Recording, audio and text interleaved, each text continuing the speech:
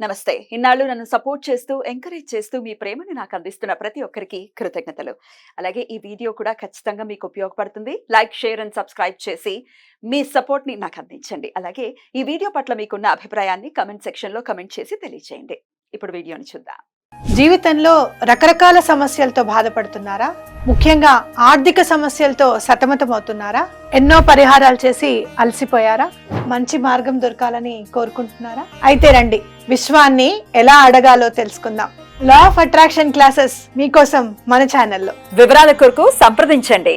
నమస్తే, welcome to our channel. నేను పద్మిని. ప్రస్తుతంతో పాటు ప్రముఖ ఆధ్యాత్మికవేత్త, ఆస్ట్రోన్యూమరాలజిస్ట్, ఎనర్జీ వాస్తు స్పెషలిస్ట్, శ్రీ విద్యోపాసకులు శ్రీమతి జయప్రద గారు మనతో పాటు ఉన్నారు. మాట్లాడదాం. నమస్కారం అండి. నమస్తే అమ్మ. శ్రీమాత్రే నమః. బోర్డు మీద రాశి ఫలితాలే చెప్పబోతున్నారా? బోర్డు మీద అయితే రాశారు.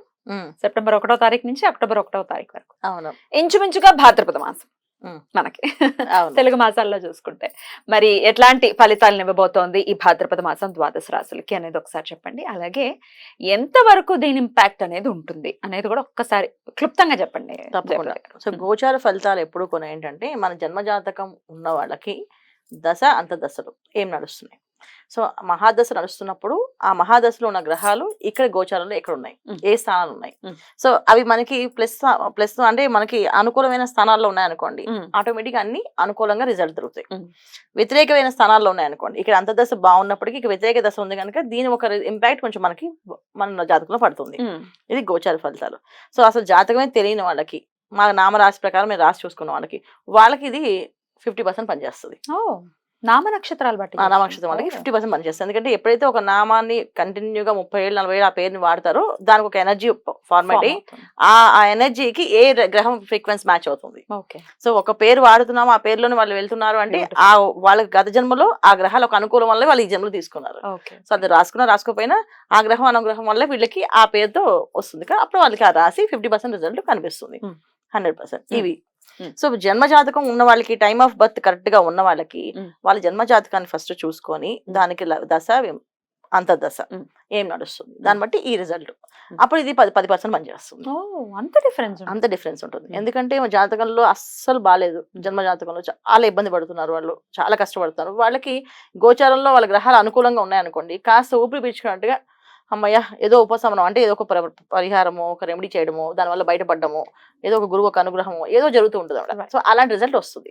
ఇది గోచార ఫలితాలు. సో గోచారంలో మనకి మీనరాశిలో రాహు, వృషభంలో గురువు, తర్వాత సో మా కన్యా రాశిలో కేతువు, కుంభరాశిలో శని భగవాన్ వక్రించున్నాడు. ఇది వర్ష గ్రహాలు. సో ఈ సంవత్సరం వరకు మారవి, ఇవన్నీ అలాగే ఉంటాయి. సో మాస ఫలితాలు మనం ఎందుకు చెప్పుకుంటాం అంటే, రవి, కుజుడు, శుక్రుడు, బుధుడు ఈ 4 గ్రహాలు ప్రతి మాసం మారుతుంటాయి. సో ఇవి మెయిన్ ఇంపాక్ట్ ఇవ్వకపోయినప్పటికీ కూడా ఇంపాక్ట్ వీళ్ళతోటి. ఎందుకంటే వీళ్ళు మెయిన్ గ్రహాలు ఏంటంటే ఈ గురువు ప్లస్ శని భగవాన్ పెద్ద పెద్ద దశలు. కాకపోతే ఏంటంటే చిన్న చిన్న పనులు కావాలంటే మనం పెద్ద సీఎం దగ్గరికి వెళ్ళాం కదా. సో అలాంటి పనులు చేయడానికి వీళ్ళు మనకి ఉపయోగపడతారు.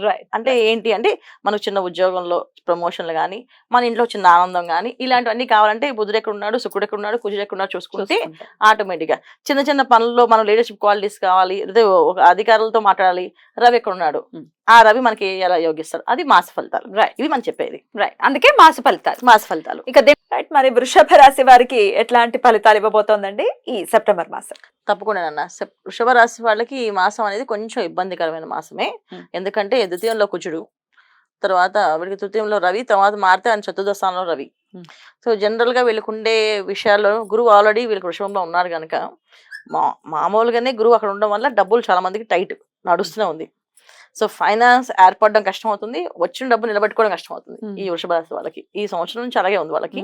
ప్లస్ ఈ మాసంలో ఇంకా ఎక్కువ ఖర్చు, అధిక ఖర్చు, అధిక అదేమంటారు వృధాస ప్రయాస అని చెప్పి అంటారు. అలాగా అలసిపోతారు.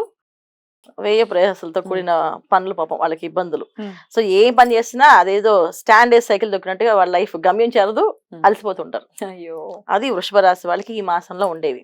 తర్వాత ద్వితీయంలో కుజుడు ఉండడం వల్ల మాట పట్టింపులు ఎక్కువ.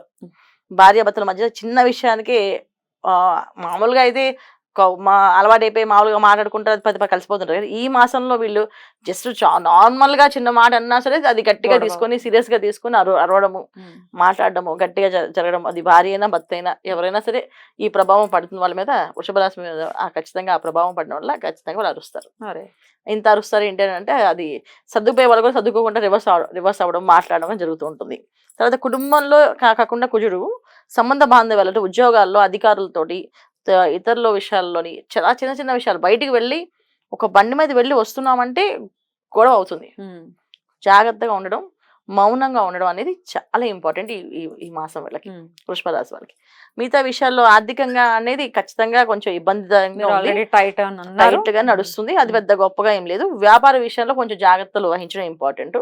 తర్వాత మోసపోయే అవకాశం ఉంది ఈ మాసంలో. సో ఎప్పుడు ఎంతకాలం ఇలా ఉంటామని చెప్పి లోన్స్ కి వెళ్ళడం కానీ లోన్స్ తీసుకోవడం కానీ చేయడం వల్ల ఇబ్బంది పడతారు. సో ఈ మాసంలో వీళ్ళు లోన్స్ పెట్టుకోకూడదు. ఎందుకంటే కుజుడు ద్వితీయ స్థానంలో ఉన్నప్పటికీ ఆ అప్పు ఎప్పటికీ తీర్చలేరు.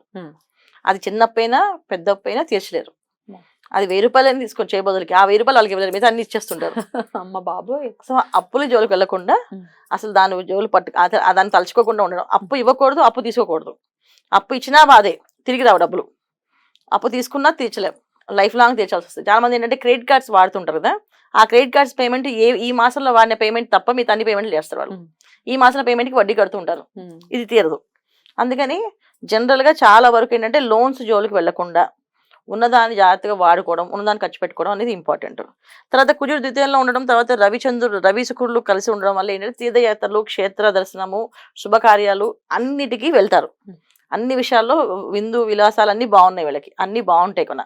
కాకపోతే ఏంటంటే ఎక్కడికి వెళ్ళినా రిలేషన్స్ బ్రేక్ అనేది ఉంటుంది వీళ్ళకి.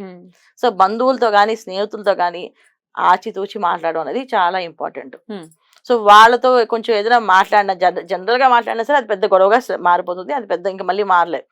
ఎప్పుడు రాని వాళ్ళకు కూడా కోపం వస్తుంది ఈ మాసంలో. అంటే అసలు మా వాళ్ళు నోట్లోంచి మాటే రాదండి, చాలా శాంత స్వభావం అన్న వాళ్ళకు కూడా ఈ మాసంలో వాళ్ళకి ఆటోమేటిక్గా నోట్లోంచి మాటలు రావడం, అసభ్యంగా మాట్లాడడం జరుగుతుంది. దానివల్ల ఏంటంటే ఒకసారి మాట్లాడా కదా అది మర్చిపోలేదు అని చెప్పి జీవితాంతం మళ్ళీ వేధిస్తూ ఉంటుంది. సో లోనేనంతే, గొడవేనంతే, ఏదైనా అంతే. సో అందుకని కొంచెం వీళ్ళు ఈ విషయంలో చాలా జాగ్రత్తగా ఉండడం. మాక్సిమం ఏంటంటే నన్ను అడిగితే హ్యాపీగా ఫోన్లన్నీ అవాయిడ్ చేయడం బెటర్, కామ్గా ఉండడం పెట్టడం. మరి రాశ్యాధిపతి నీచపడుతూ ఉన్నాడు శుక్రుడు, అదేమైనా ఇంపాక్ట్ చూపిస్తుందా? దానికి అది ఇంకా టైం పడుతుంది. దానికంటే బిఫోర్ ఈ కుజుడు ఇక్కడ ద్వితీయంలో ఉండడం వల్ల ముందు జరగాల్సిన అన్ని జరిగిపోతాయి. ఇంకా అది నీచపడడం దాని వల్ల వచ్చే ఇంపాక్ట్ అనేది కంటే ఈ ఇంపాక్ట్ ఎక్కువగా ఉంటుంది. ఇప్పుడు జనరల్ గా మాట బయటికి వెళ్తే ఏదో సిగ్నల్స్ ఏదో గొడవ పడ్డం, ఇబ్బంది పడ్డం, ఇవి జరుగుతుంటాయి. ఇవి ఆటోమేటిక్ గా వీళ్ళు శాంతంగా వెళ్దామని అవతల వాళ్ళు ఏదో వీళ్ళు రెచ్చగొడుతుంటారు, మాట్లాడుతుంటారు, దీనివల్ల ఇబ్బంది పడతారు. సో ఈ విషయంలో జాగ్రత్తగా తీసుకోవాలి. తర్వాత ఆరోగ్య విషయంలో కొంచెం బాగా టెన్షన్ తీసేసుకోవడం. అంటే ఇప్పుడు ఆర్థికంగా వీళ్ళకి స్లోగా ఉంటుంది, దానివల్ల నెక్స్ట్ కట్టాల్సిన ఏంటి అనే దాని మీద ఎక్కువ స్ట్రెస్ తీసుకోవడం వల్ల ఏంటంటే కంటికి సంబంధించిన ఇబ్బంది పడే అవకాశం, కంటి నరాలు దెబ్బతినే అవకాశం ఉంటుంది, హార్ట్కి సంబంధించిన ఇబ్బంది ఉంది. సో ఈ రెండు జాగ్రత్తగా మనం కాపాడుకోవాలి కనుక, ఆరోగ్యం ఇంపార్టెంట్ కనుక వీలైనంత వరకు మెడిటేషన్ చేయడం, సైలెంట్గా ఉండడం, తక్కువ మాట్లాడడం, ఎంతవరకు అంతవరకు అవాయిడ్ చేయడం, ఫంక్షన్స్కి అవాయిడ్ చేయడం. ఫంక్షన్స్ బాగా వస్తుంటాయి, పిలుస్తుంటారు, రండి రండి రండి అని ఆహ్వానించి అవమానించి పంపిస్తుంటారు. అమ్మ బాబాయ్ వెళ్ళకుండా ఉండడం ఉత్తమం. అది దైవారాధన విషయం ఒక్కసారి చెప్పండి. ఇంత కొంచెం నెగిటివ్ పీరియడ్ గా మీరు కన్సిడర్ చేస్తున్నారు కాబట్టి ఏ దైవారాధన వీటిని అధిగమించేటటువంటి శక్తిని ఇస్తుంది అనుకోవచ్చు? తప్పకుండా దుర్గా అమ్మవారు ఆరాధన చేయాలన్న. ఎందుకంటే వృషభ రాశి వాళ్ళకి రావు అక్కడ వచ్చేస్తాను. సో అందుకని ఏంటంటే కొంచెం మాయలో పడకుండా, ఏ ఇబ్బంది పడకుండా ఉండాలి, ఏ అవమానం పడకుండా ఉండాలంటే దుర్గా అమ్మవారు ఆరాధించడం, ధైర్యంగా ఉండడం. మెయిన్ ధైర్యం ఉండాలి వీళ్ళకి. సో అమ్మో ఎలా ఈ సమస్య ఎలా తీరుతుంది అనే ఫీలింగ్ లేకుండా ఉండడానికి, ధైర్యంగా ఉండడానికి దుర్గమ్మ ఆరాధన, దుర్గా సప్తశ్లోకి పారాయణ కానీ అవేమీ రావంటే దుర్గా అమ్మ దేవాలయానికి వెళ్ళి ప్రదక్షిణాలు చేయడం, శుక్రవారం ఇంట్లో దీపారాధన పొద్దున్న సాయంత్రం చేయడం, ఇది చేయడం వల్ల ఈ మాసం అంతా వీళ్ళు గట్టెక్కుతారు. అలా గట్టెక్కాలని మనస్ఫూర్తిగా కోరుకుంటూ ఇక నెక్స్ట్ ఎపిసోడ్ లో మీ ధనురాశి గురించి తెలుసుకుందాం. థ్యాంక్ యూ అండి. నమస్తే. నమస్తే అమ్మ. శ్రీమాత్రే నమః.